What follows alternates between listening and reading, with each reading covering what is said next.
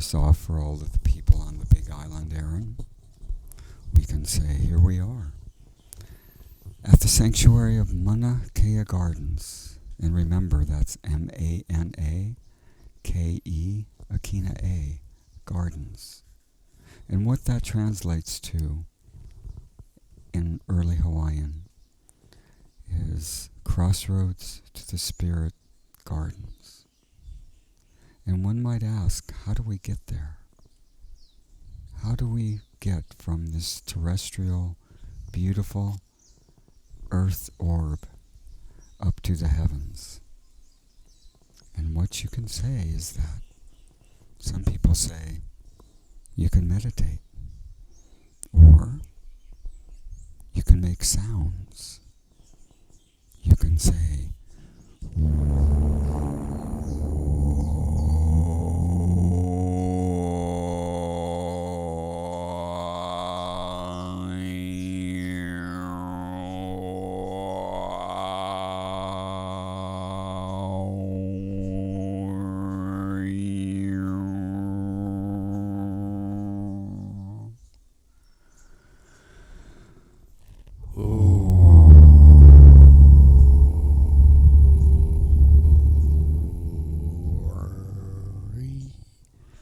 I'm trying.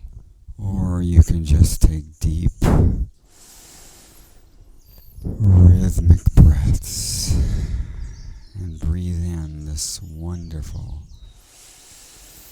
beautiful island air. So pure, so filled with mana, so filled with grace. And then you can say, here we are. I think that we just maybe shifted our brainwave frequency from a beta to a bit of an alpha state. And now that we're in this alpha state, we can communicate in this alpha state. Well, that was beautiful, Randall. Thank you for that. A little on the technical side, if you want to reach over with your right hand, yeah, you should be able to find a switch on with your thumb, and you can just shift that up, so you can give yourself better audio. There we go. How's that? Is it better? Much better. Awesome. Yeah. Okay. So let's chat. Well, you went to an awesome event yesterday. Can you tell us where you went? Well, I went to the first Friday at Holualoa, which is amazing, because as we've been rather antisocial for the past 2 years. Oh, my goodness. Because of the COVID restrictions, it is so heartwarming to see all of these people coming out wanting to just be a part of community. Just beautiful. Really, really beautiful, Aaron. My wife and I were trying to get there yesterday. Katie and I was just doing what I could to try and make it happen. I know she loves it, and 2 years ago it was really exciting for both of us to go. Yeah. And we found out that they're having them again, and unfortunately we're going to have to wait until next month. We had just had responsibilities. Yeah. Well, we all have responsibilities. Yet the thing is that yeah. it's really a breath of fresh air to be able to see people of our community wanting to come out, to hear music, to see art, and just witness the reality that we are beings that really like to be with one another, and when we are, things start to shine. Were there a lot of musical performers? Yeah, there's music. There were 3 different bands. There was a hula halau, and it was great. It was wonderful. Oh man, yeah. The energy there is really fun. It's really fun, and the people they choose to play music really bring a great vibration to their performance area. Yes, they do. They absolutely do. And that makes you want to go look at the art. Well, yeah. Well, I mean, it's an experience. It's just not one thing. You're just not going for the music. You're just not going for the art. You're just not going for the food. You are going to experience yourself with other people that you've been in this sad situation of not being able seclusion to communicate with other people, and that's a part of it, because we are herding animals, and when we can't herd, we hurt, and our soul hurts. Right. And so when you see people being able to come together and to really enjoy life, it's awesome. It's really beautiful. Awesome. Really, really sweet. Well, I'm glad you got to enjoy it. Yeah. I was at a Taekwondo class for a neighbor friend of ours, and that's great. I mean, we got to go to the old airport area, and it is such a great neighborhood space. You see so many people coming in and out of there, and it's just good vibrations, a family vibe. People are exercising, walking their dogs, either with their families or by themselves, and it's nice to have a community space where so many people can just share one place. Yes. Now, where was it inside the pavilion, or was it outside on the grassy? It was it was in the grass area. Yeah. Mm-hmm. It's so cool. There's a parking lot in the center. Right across from that is the beach. Yes. Yeah. There's just so much to do in that one spot. Well, that's where we used to have our vegan gatherings, if you remember. I do. Yeah. I do. Those were really fun, and that's where I met Alessandra. It is. Yeah. Yeah. Yeah. Yeah, that's well, once again, I'm really believing that we're going to start an impulse to get people together, and those potlucks were amazing. I mean, we never knew who was going to bring what, yet no one was hungry, and there was just this divine abundance of food. Well, I'll for tell everyone. You, if I come to the event, I'll probably come hungry. Yeah, well. You better. That's what it's for. Absolutely. Well, it was a Thanksgiving event that I went to. Perfect. So I did have to come with an appetite. Otherwise, I'd feel like I wasn't doing my job. Yeah, well, I mean, come on, Thanksgiving with no appetite? That just don't happen. When are we going to have another one of those? I've had people ask me about that. Well, this coming Thanksgiving, I'm really believing that I'm going to attempt to put one together. That's awesome. I will. I absolutely will. I enjoyed Alessandra also being a host. Well, so I hope she's there at least. Well, Alessandra is a beautiful human being who really needs to have that type of impulse to pull herself out of herself. And when she can, she's amazing. I mean, really, really amazing.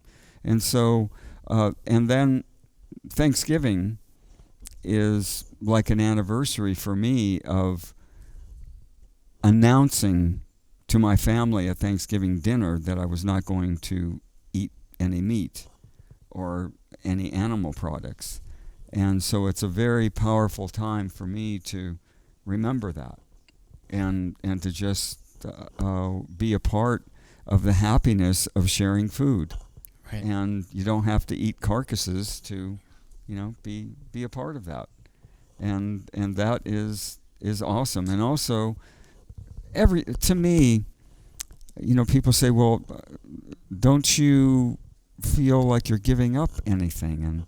And as I reflect back on it, Aaron, I mean, what am I giving up? I'm giving up hamburgers and hot dogs and steaks and things like that you couldn't eat raw, and you certainly couldn't go out. Some people would argue that. Well, I have not ever seen in my life anybody run down a cow or any other type of animal and kill it with their teeth or with their bare hands and then eat it flesh. Right. Well, I mean, hunters and elk and deer and those game game animals. I think some people have an argument about whether or not they would come up to it with their teeth, but yeah, I'm on board with that. I wouldn't want to do that either. And I think most people don't. Well, the thing is that that's one of the reasons why we don't, because anatomically we were never designed to do that. Anatomically, we really are very, very close to gorillas and frugivores and things like that. We've got a extremely long gastrointestinal tract. We don't have claws. We have a very limited aspect of being able to jump on an antelope or an elk or something really like that. There we go. Oh, thank you. And to be in a state of really looking at what we are anatomically designed to do. And I just look at comparative anatomy and to me it's simple. It's just simple logic. But then people say, well, lions do it, tigers do it. Shoot, bears don't even do it a lot. Bears, eat a lot of plant products. I think things get skewed once you start having a third party involved in selling you the meat. And so when, as a consumer, you buy something, you're just looking for something that tastes good, that satisfies your hunger and also makes you feel full. Yes. And a lot of people are realizing that health is also important. And some people who are plant-based don't actually do it for the health. They just do it because they're not wanting to go down that route of eating something with a heart. There's a difference between being vegan and being plant-based. Vegan, you really make that lifestyle choice because you really want to be conscious of a harmless type of approach to what's on your plate. So you choose an aspect of saying that did what was on my plate, did it suffer for it to be here? Right. And most people don't take it to that level. Now, plant-based, most people are plant-based because, number one, of health and wellness, and that's something that you could really discuss ad infinitum. Now, here's an interesting aspect about this whole thing, though, is what my point was, is that whenever you're buying from the grocery store, I'm buying Beyond Meat right now, and that's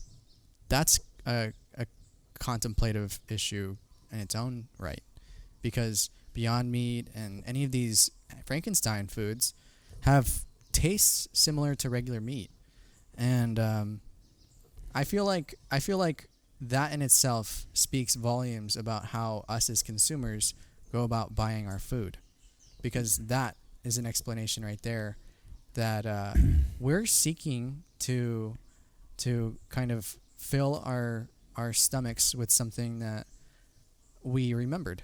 Well, that is so true, and the thing is that if you come into a kitchen and somebody is roasting a turkey or something like that, that roasted turkey coming into your senses, it reminds you of more than likely family. Mm-hmm. Like I used to walk in and smell these things and think of my mother or my grandmother or my auntie that used to prepare food. But the bottom line is that you were talking about the meat analogs and stuff like that, like Beyond Burger and those things. Those besides them working in a laboratory to make it taste like meat, unfortunately, those things are all GMO food.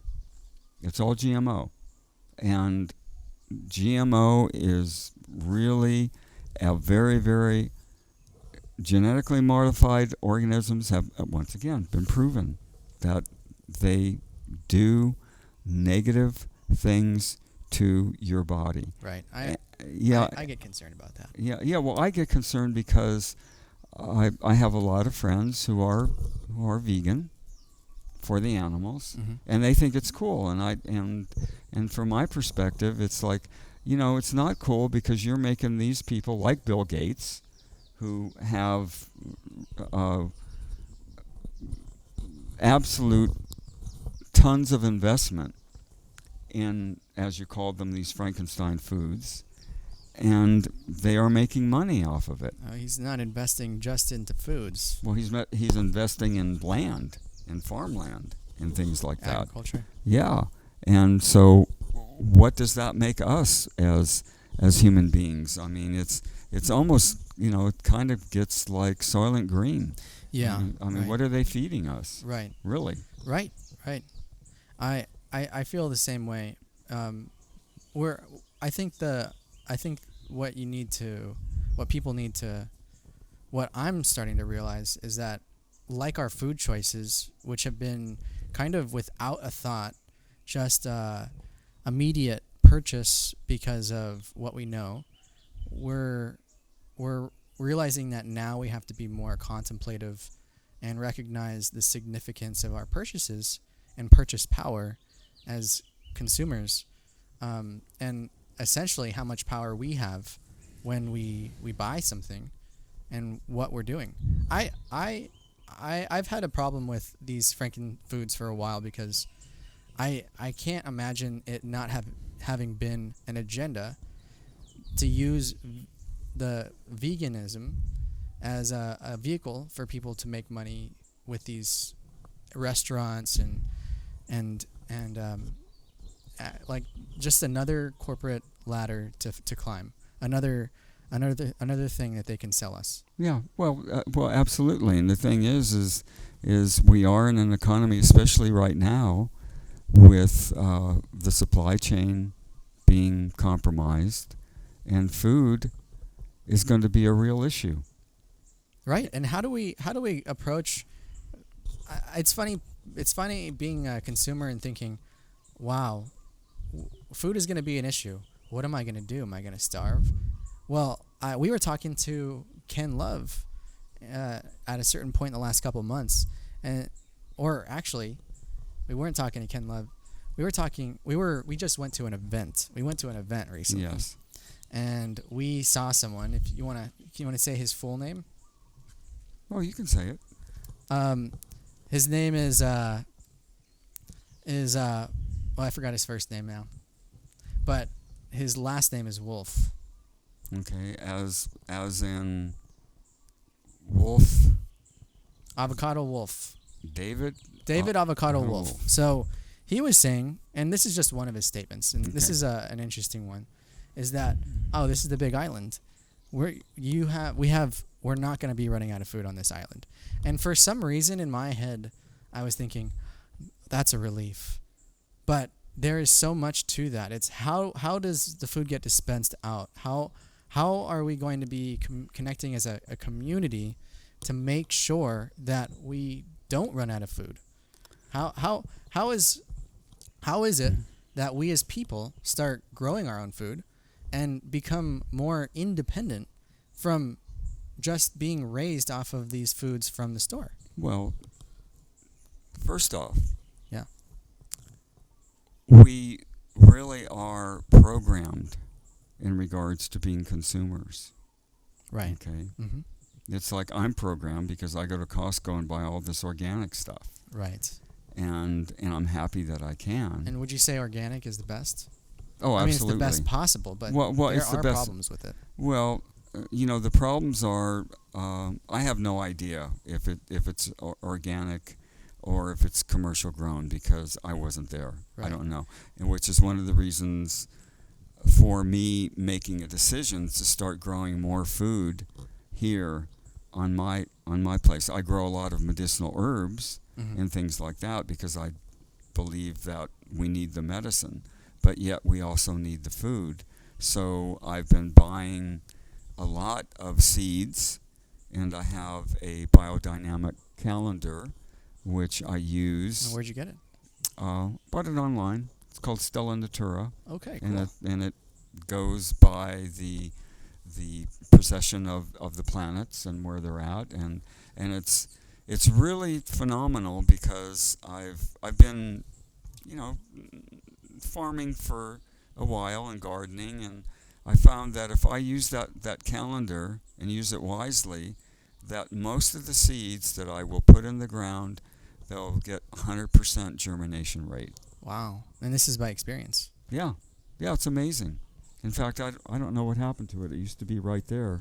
So when I sat here out on the porch, the lanai, whatever you want to call it, I could just reach down and say what kind of day it is. But now I remember where I put it.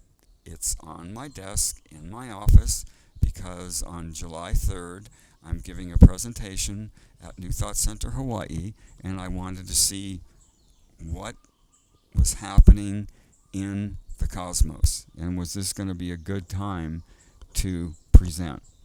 And it turned out from an astrological perspective that it's a wonderful time for me to present what I'm believing will be helpful for us to be able to calm ourselves and listen to those beings that have passed through the veil portal and are on the other side and are cheering us on, because we need all the help we can get, and those beings are there, and it's really wonderful and beautiful. And one of the ways that helps me to relax and remember breathing, and that sound going into all of the cells of my body,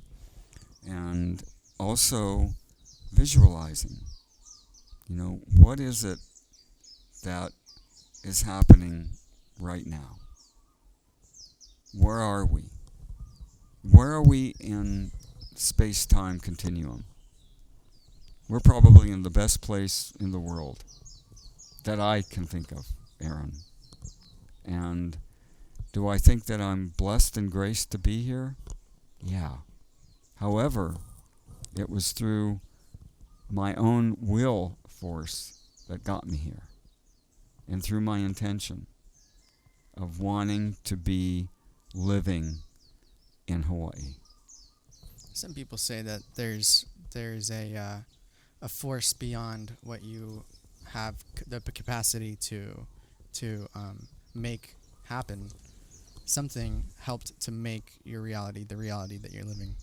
Yeah, well, there's synchronicity, and synchronicity happens all the time if you're aware of it. Some things are impossible for someone to just have happen just because, but luck and synchronicity, whatever you want to call it. Well, I call it destiny. Yeah, well, I call it synchronicity because those things, if you reflect back on life, how you met people, how you did things, and Deepak, Jung took it to that level, and then Deepak Chopra took it to the next and said that when you notice that these things are happening and that there are choice points and that it's up to you to say yes or no, that's when you become a co-creator, and you call it synchrodestiny, because you are using your own intuition and your own will force to be able to say yes or no to this channel, right, of which path you're going to go on. In a discussion that you and I were a part of a couple days ago, we were talking about leaving it up to God to have a say in what happens next in our lives and how things happen. But in that regard, you're also saying you're just as much to play a part in your own destiny as the cards that were dealt for you. Well, you know what Goethe said? He said that God gave you the nuts, but he won't crack them for you. Well, I'm hoping my I'll leave my joke. Leave your nut jokes at home. Leave the nut jokes at home. That's good, though. Yeah, I thought that was pretty cool, right? Yeah, that makes sense. Yeah, it does. Mm-hmm. So the thing is that it's all here. It's just that we have to get into our own will force and say, yeah, well, let's do this or not. I mean, speaking of putting things in your own power, for Hawaiian Wellness in particular, the branding that you've created around these products that you have, and then having those products at Island Naturals, and I ran into you yesterday at Island Naturals. Yes, you did. Selling your products. Yes. And that, I mean, I've never seen a person have so much just vision and making. I mean, it's really cool to watch you make opportunities happen for yourself, and not only for yourself, but for the people around you too. And that's just it. It isn't just for me.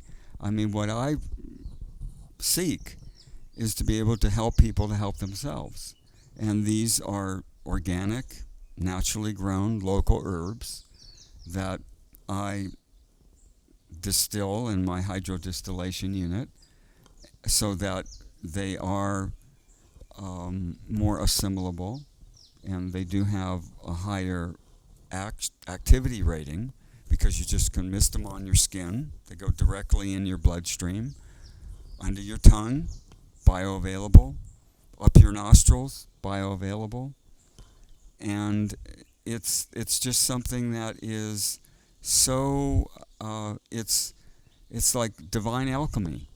I mean, I can be my own alchemist and then offer this alchemy to the world. And what's cool is that, that photograph that you took of me, I posted to Facebook. I got 200 likes on it. I mean, of just people seeing this presentation. Yeah. Well, I think we're all rooting for you. I mean, you have a really big community engagement, but it comes with the connection too.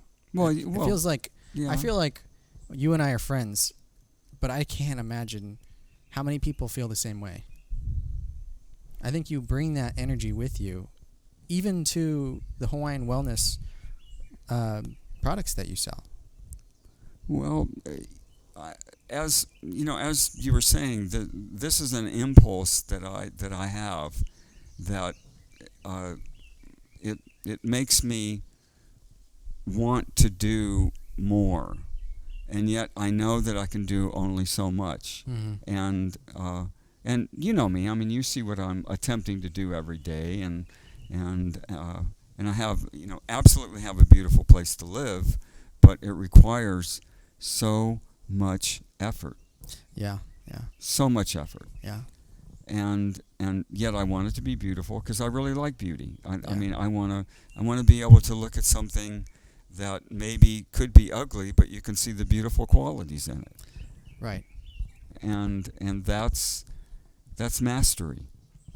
And so this is a life lesson that we're all learning. And by the way, you know who Russell Ruderman is? No. He owns the Island Naturals. He actually posted on that site and said, "Great, Randall, thank you." That's so cool. I mean, that is phenomenal, because that's the first demo that they've ever had done since COVID. Really? And they called you? Well, he didn't call me. Or how did that happen? He just saw it on Facebook. Oh, well, however, it just created however the opportunity happened. It happened, yes. And that to me, it feels like there's like a trickling. There's an energy around it. Like, there's no doubt that you would be the one who has the radio station. You have an ear and a pulse. There's a pulse in your blood and veins that I see that trickles in the community, and I feel like people know that. And I'm not trying to tickle your ears or anything. I'm just trying to say that, of course, Randall would be the guy who has a radio station, because you're the guy who always tells me, oh, this is happening, this is happening, this is happening. I'm gonna be there with Hawaiian Wellness, selling my products there, or yeah, I'm gonna go and I'm gonna sell some food that day. Right. And yeah. I just, there are all these opportunities that you take, and you don't say no because it's not beyond what you're capable of doing. That's exactly it. Now, I mean, there are many things, and in regard to the radio, I am limited because I do not have the skills to start doing my own radio broadcast, and that's something that my reptilian brain is like saying, step up to the plate, man. Come on, you've got to learn this. And you remember that time that we sat at Herbivores and we had the opportunity to take that live. Do you remember that? Yeah. And we didn't? Well, we freaked out because I said, well, if we go live and something happens, I have no idea how to get it back on. Well, I'll tell you this. I was there. Yeah, I know. There was no way we were going live. I was trying everything in the book to try and make it happen, but yeah. I couldn't get it to start. Yeah. Yeah. Well, you see, and that's just we got stuck. Yeah, we got stuck. But we tried. We really gave it our best effort, I think. Well, the thing is that there's the best effort, of going up to the plate, and, in some ways we struck out, but we still went up to the plate. Right. And that's where we have the courage to do that. Now, the next phase to me is to sit down. There are videos that Mike put together in regards to how this is done for DJs. And have I looked at that? Have I really taken the time to do it? No. Do I ask myself the reason why? Constantly. Because there's a part of me that for some reason is pulling the reins back, and I'm unsure for the reason that the reins are being pulled back, but I know that there's a reason. And until I get to the point to where I am sure enough of myself that I can put on these headsets and go live on the air and do something that is worthy. But that's one of the reasons why, sitting down with you and doing this, I would like to just take this and put it on the air. Maybe this is less of a pressure. Honestly, we have one camera. We have the gear here, and it took us less than 4 minutes or so to get prepared for this. Exactly. Compared to an official interview where we have 15 lights and all these cords hanging from everywhere, and it takes an hour for us to get it. Right, and this is just, it's not radio equipment where you press a button and you're live to the world. Right. But you can create this opportunity for it to go live. That's what I would like to do. I want to be able to do that, and I'm feeling that the content that we are just navigating is extremely important. Mm-hmm. And right now we need to have content that is valuable and that is real. But on to that other point that you were saying, generally I feel like a lot of us feel the same way in holding ourselves back with certain projects or certain things that we know are important but haven't given it enough energy to continue on to that pathway. And it's really cool that you recognize in yourself that there's a reason for that, but you just don't know what that is. Well, it's like who we are as human beings. I can only know how strong I am by taking myself to my greatest weakness. Right. Okay? Mm-hmm. So if I take myself to my greatest weakness, I can see that I'm not ready for it, or I am ready for it. And this is something that I'm I'm constantly working with this aspect of developing a sense of intuition, so that through this intuition, which goes beyond logic, it's attempting to get all of this thinking, feeling, and willing aspect of who we are as human beings in alignment, and knowing that now's the time. Let's definitely do this right now. For instance, like you coming over and doing this. I mean, how did you know to do this? Who told you to do this?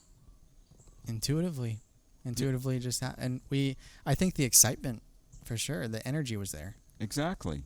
And so we just sit down and we talk story and we have a conversation. We needed each other. Yeah. Well, we do. We need each other. Yes, we do.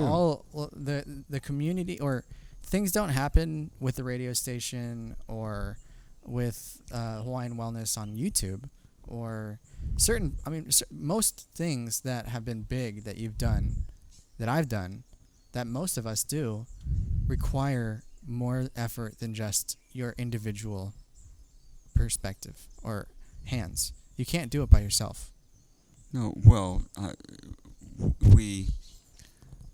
you have to engage and massage and build the development of these things, and I'd say a good one is a good example is when you were trying to do the grant writing. Yes. But it was in a major point in both of our lives. We were very busy.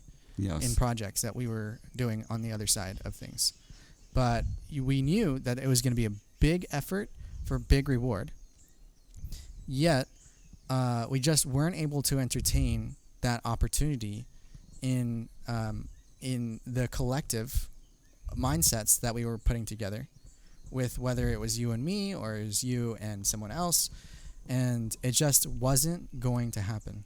The energy needs to kind of culminate in a group think way, or you might be one of those offset kind of people, and you just have big ideas that you just need to throw out there. Right. And just get it out there. Yeah. And in many ways, you have like a huge wealth of knowledge that you have to share with people, and I think it's impressive.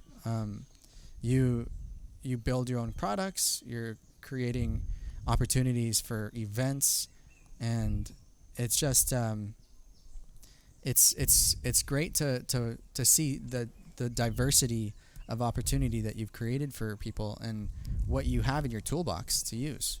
Well, and what's fascinating too is that right now I work with Tony Ivy of the Aloha Barter Group, and we have a nonprofit organization that... Right, and what is it called? It's called the Sanctuary of Mauna Kea Gardens. Right. And through that nonprofit, we do the free agricultural festivals. And because we are a nonprofit, we have the ability to be able to offer to people a tax write-off for donations. So Tony Ivy, who is just this amazing entrepreneur, she has her businesses all over the United States. She's an impressive person. Oh, extremely impressive. And so she, through her network ability, talked to people who needed tax write-offs, and I got $4,000 donated to the sanctuary. Barter dollars. Right. But barter dollars, it's still significant. I mean, it's still significant. It's an impact. It's monopoly money, but it is what it is. Not whenever you're in a network where it actually creates and products. what's happening is that I just bought $1,000 worth of banners. Right. For the radio station, yeah, and for our Mango Festival, Avocado Festival, Going Nuts Festival, and I also have an opportunity to buy some baseball caps, and to use those baseball caps as rewards for people that will donate to our radio station. So it's like HPR. They'll have this thing that goes on every quarter to get people to donate to them, and they will give them something. So I'm getting 100 baseball caps with our logo on it, and somebody will hopefully, give us something. We'll give them a little reward. That's cool. And just like NPR or HPR. Yeah, exactly. Where are you guys at with the radio station right now? I know you guys have had to go through creating. You moved the radio station last year. We moved it, and it's in a beautiful place. In fact, I was almost to Hona now yesterday, and I was getting it. What's the distance? Where are you able to hear it from? It's on a Coney Drive, up above Kona. And then what's the you see, the distance. FM is line sight. So if you have a light, say up on the top of that tree up there, mm-hmm. and you are out in the ocean 20 miles and you see the light, then you're still able to get it. You're still able to get it. Huh. Yeah. Okay. Providing there aren't any obstructions in the way. So like a tree? Well, it can go through, trees and stuff, but it doesn't go well through buildings. All right. Or through mountains and hills. But it's it's pretty impressive. Can you hear it from the airport? Yeah. Yeah. Along the coast. Yep. That's incredible. So people, listen in. It's Kona 100.5 LPFM on your radio dial. And if you are not in Kona, you can plug it in, and you can go to www.kona1005.org, and you can pick it up on the internet. So we've got that pretty well wired, and we are seeking live DJs to do some great shows, and we're in that stage right now, and we are seeking people that want to be able to sponsor shows. And what we're doing with that is giving them the opportunity to say, well, I like this kind of music, so say for 2 hours or 3 hours, we will play those selections for you. I think this is a good point to where we could give a lot of love to Mike, who you also work with in he's that amazing. respect. The radio station, he puts in so much effort creating what it is right now. Yeah. And that's another partnership, friendship, development that you created that has gotten legs, and the support in itself is a community walk. There's the fact that two men have come together in trying to make this thing happen, and you guys created something really great. And now I see him on Facebook all the time posting about the radio station. Yeah. I see the passion that was created because minds came together and vision turned into a reality. Yes. And that happens every single time you're able to kind of connect the gap that was the lack thereof of something to develop. But you're always there trying to find. I like that. That's why I keep coming back to it, because that is why we're here right now. That's right. We've tried for so long to figure out what kind of content we can create, and it took a while for us to recognize. Let's do interviews. Let's create a channel. Let's ask people questions. Let's work together on creating videos, and and look at what we've done so far. It's been amazing. Right, we've done some really fun projects, and it's funny because some of these things that are just so obvious that you're a videographer, Aaron. Randall, you have this community that you can reach into and tap into, and you have these products, and you know about health and wellness, and the community comes together with your events and so much more, that it's just the fact that you never gave up and that we keep continuing the conversation to try and find the best result from the resources that we have available to us. It's been fun. It's been fun, and you make it fun. Yes, and really, if it isn't fun, then why even engage? This is a life that if we choose, can be filled with fun. It can be filled with things that are not fun, but it's just part of that polarity dance. You just say, well, it's there, and I will, I'm not so happy about the tune, but I will learn to dance to it, and Right. and then the tune that I really like, I can really rock with. I was listening to something recently, and they were saying, well, you know what? I can't tell you what not to eat exactly, because you're going to do what you're going to do. Of course. But what I can say is that no matter what you're eating, try to give the energy, like positive energy, to your whole life. And this was a scientist talking in that regard, where their response was kind of expected to have more of like a technical answer, but her answer was such a unique response in that you're supposed to just bring life and enjoy and bring happiness to what you're doing and what you're eating, and that in itself will affect your overall health as well. Absolutely. It's also very important that you enjoy and smile and give good feelings towards the things that you're doing. Well, the concept that we're all attempting to navigate is just one, as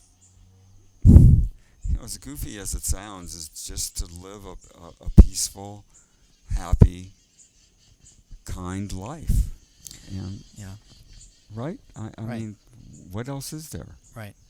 Other than choosing kindness. Right. Right. And be kind to yourself. Yes. Because if you're not kind to yourself, there's no way that you're going to go out in the world and be kind to anybody else. No. Or any other thing. Can't be. So it's like, I got to love me. And the more that I can love me, the more I can love you. Oops.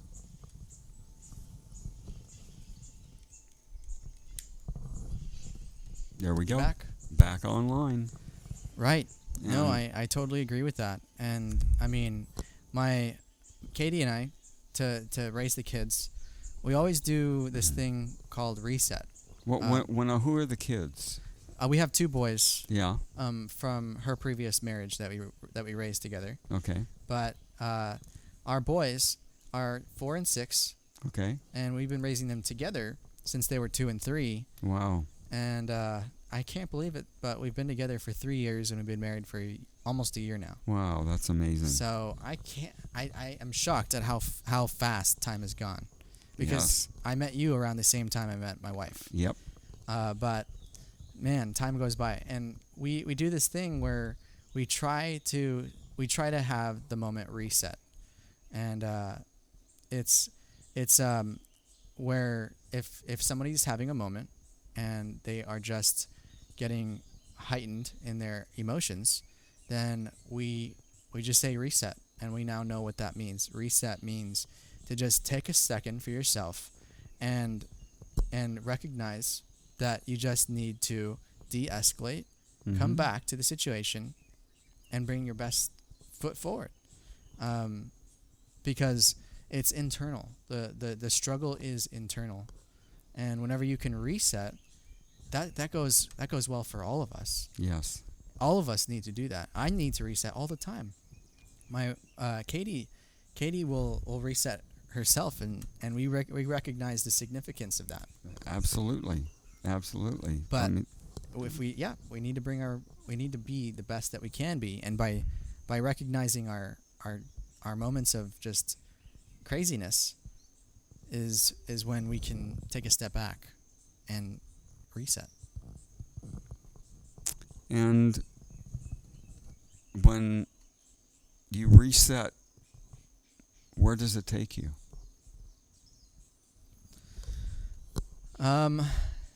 I feel like back into your breath. Okay. Back into your breath and back into a place of control over your own body. Okay. And I mean, when you say it out loud, sometimes it sounds like you kind of, it's like whenever you have a signal for someone and you say, "This is my signal to you that I love you." When I grab your hand, I squeeze it, that squeeze means I love you. I love you. And we have that in our family. Yeah. So reset is just a word that we use to try and get into that mindset. That's beautiful. That's Yeah. really beautiful. In fact, that's something that is so simple and easy. How come we don't do it all the time? Right. And it's not like we're perfect. We all have those moments where you have to come back from that. You get hungry, you get upset, you get emotional, you get tired.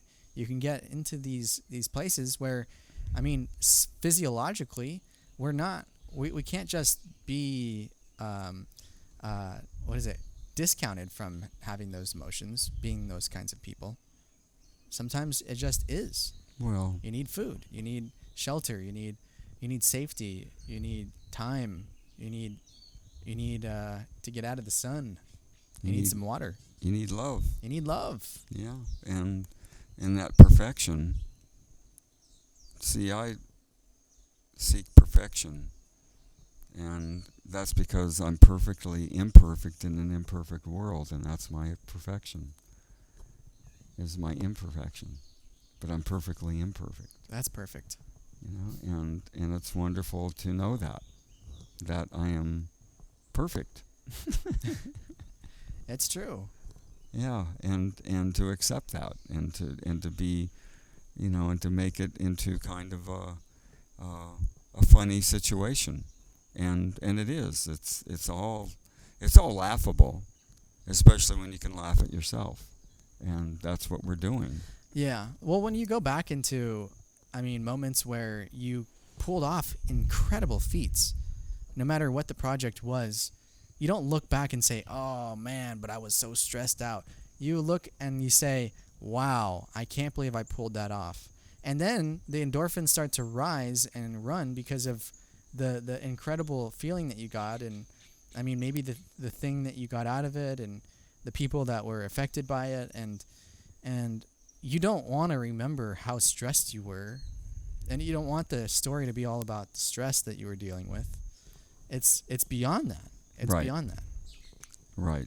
And it's overcoming the stress that allows you to get into that position of being my meme is that I am in command of being out of control.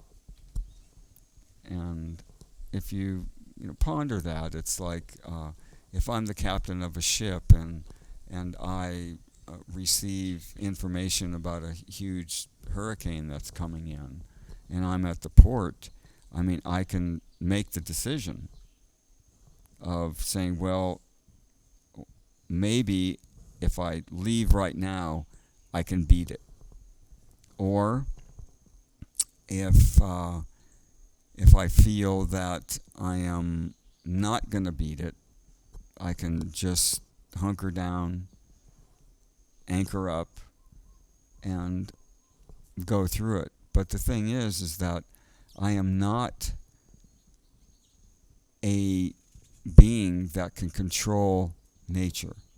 If the storm's going to come, and I know people can say that, you can have a rain dance, or you can do this, you can do that. But what I'm talking about is that just the reality of knowing that a storm's coming, and that I really am not going to change that storm or the impact on it. But I don't have control, but I have command over my ship. And my ship, I can say, okay, we're going for it, or we're going to lock down. And that's the command. That I look at the world, and I have no control over the world. None. Right. But I will say, go ahead. Finish yeah, but I have command over how I navigate. Yes, and you navigate very well. And yeah. I've seen you stressed out before. Oh, yeah. But I've also seen you in control of your stress in some great situations too, like the avocado festival that came up, where my wife was the artist for the poster that you created, and your ability to stay cool in the face of deadlines was so helpful because we couldn't move fast. Katie couldn't move faster because she had all these things going on. Well, too. And she did such a phenomenal job. Right. But with the temperament and the kindness and the sincerity of just, the recognition of recognizing where we were too, and just knowing how it is as artists, sometimes just requiring deadlines, pushing deadlines, especially whenever the event was rushed. It was rushed in this particular climate because of COVID kind of stunted and then birthed new opportunities in a short period of time when the opportunities came. Because that festival came around a time where just before that, like, there were only 10 people on an event. Exactly. And then Avocado Festival came, and then boom. And boom, we had thousands. You got thousands of people walking Ola'e Drive going to that event. That's right. So when I saw your level-headedness there, that was really neat. I went to the Avocado Festival to drop off the posters after she signed them. Yes. And my head, I don't know if I had enough sleep. I had projects going on, and I just didn't feel like I didn't have my own head on right that day. But I still went over there and I saw you, and your head was on right, and that was perfect. That's what I needed that day. I needed to see you, and your head being on right let me recognize where I could be with my head, and it was. I just commend you for having it under control that day, because you helped me if you didn't even know it. Well, it was amazing that, again, it happened, even in a limited amount of time, and it just shows me that there are other forces that are working with me to make this happen. Right. And you are one of them, and so is Katie. And the fact that we pulled off that wonderful event for HawaiiCon with Avocado. That was amazing what we did. It was. It was amazing. I know. And you know what? My wife, I like to say that because, wow, I've been married for a year. But almost a year now. Our anniversary is on the 17th of July. Cool. So that's coming up soon. Anyways, but yeah, she just is. She shocks me. Since I've met her, she's become just the guru, like you like to say, of so much in our lives. Yeah. She's so good at art. She's an incredible dancer, contemporary ballet, hip hop, jazz. It's just she is so good and so smart, and she's great at art. She's great at cooking. Yes. She picks things up so fast, and that day she was the director. Yeah, an absolute director, and yeah. I was just like, whew, because I don't know what I'm doing with Zoom. I have. You were pretty lost that day. Yeah, I was like, wow. Yeah. Just like, please, and once again, those are the forces that are coming in and saying, let go of the control, Randall. Yeah. Just command. Right. Right. See, and that's the thing. You have a knack for creating an opportunity. This is what I'm saying. The opportunity, Avocadra, an avocado superhero. I think you and Mr. Neal worked on that concept together? No, this was Ermansul, who actually used to live here, and his wife is the one who does the accounting. Okay. He for the Sanctuary of Mauna Kea? yeah, and he, this man is brilliant. I mean, he is not a singer-songwriter. He's a composer, and he was part of the Kona Harp Ensemble, and he just is magical. I mean, he doesn't need sheet music.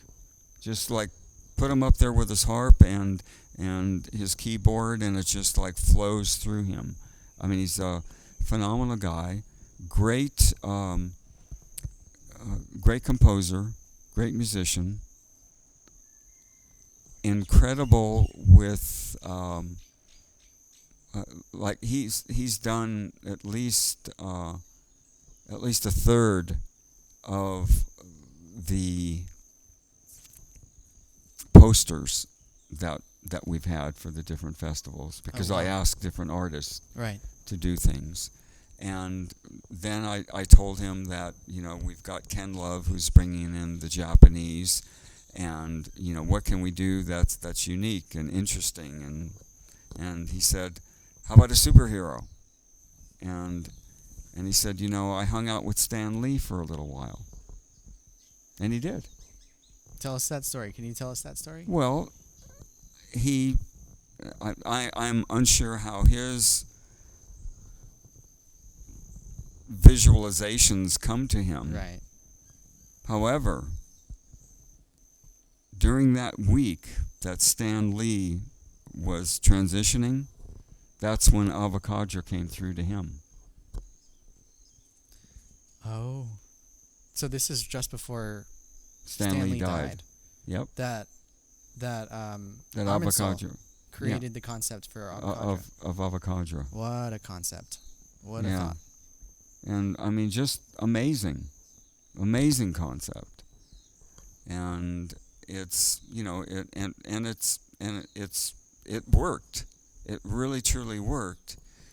And I am, we wanted, and this is the thing that you and I were talking about writing this grant and going to this wonderful Dubai Gulf Food Show, which is the largest food show in the entire world. It gets almost 1 million people to it. Right. And I thought this is what Ken Love does. Yeah.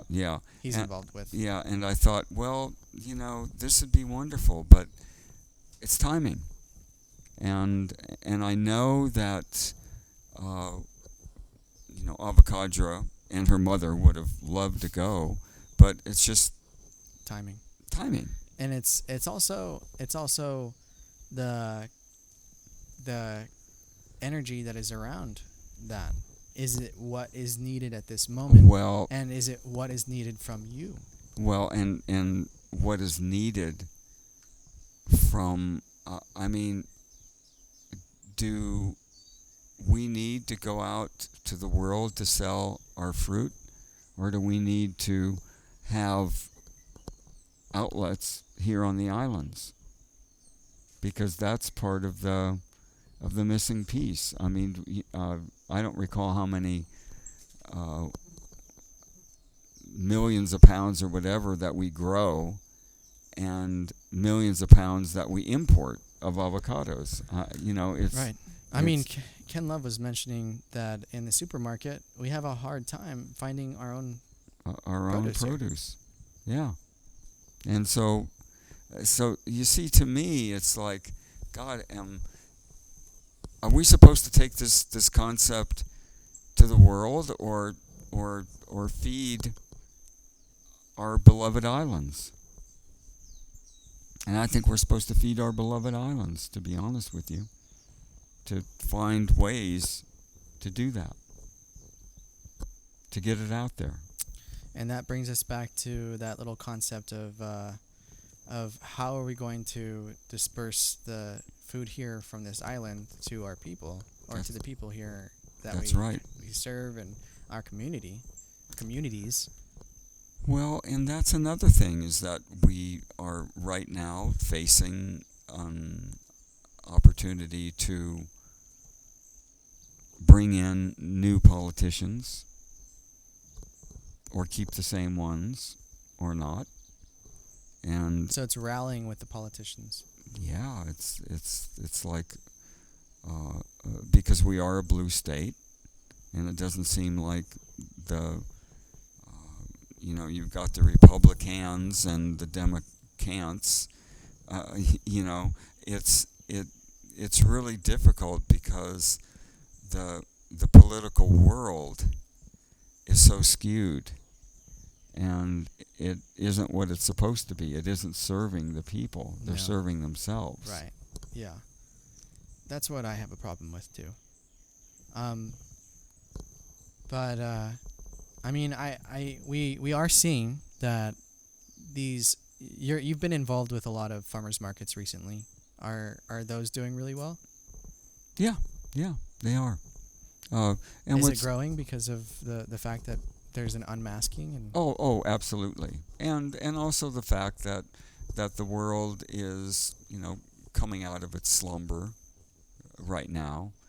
And this is an opportunity for people to be able to work with who we are as human beings, and to remember that we have this opportunity, especially here on the islands, to really make a difference. Our camera died. Okay. I think it's time. Yeah. Yeah. Well, Randall, that was fun. Aaron, that was beautiful. Really beautiful. And so much more to come. There's so much to talk about. Jeez. I mean, and this is fun. This is wonderful. So we need to do more and more and more and more. Yes, absolutely. So, thanks for giving us your time, everyone. This is one podcast out of many that we're going to try. We're not perfect at doing this kind of stuff, but I feel like a lot of people can be impacted by this. Well, and also if people are impacted and they want to contact us, they can. Right. Well, me personally, I'm from Lanuza Productions, and I've been doing a lot of videography and photography. I do that here on the island. And how do they contact you? It's lanuzaproductions@gmail.com. Okay. And I'm at hawaiianwellness.com. It's just that easy. You can find simple. the products. Yeah. You can find information about the Sanctuary of Mauna Kea there too, right? That's right. Yeah. And the festivals. Yeah, we share the sites. Yeah. And then also our radio station. Remember to tune in. It's KONA 100.5 LPFM, and also www.kona1005.org. Awesome. And tune in. Hey, we love all you guys. This has been great. Thank you, Randall. All right. Thank you, Aaron. All right.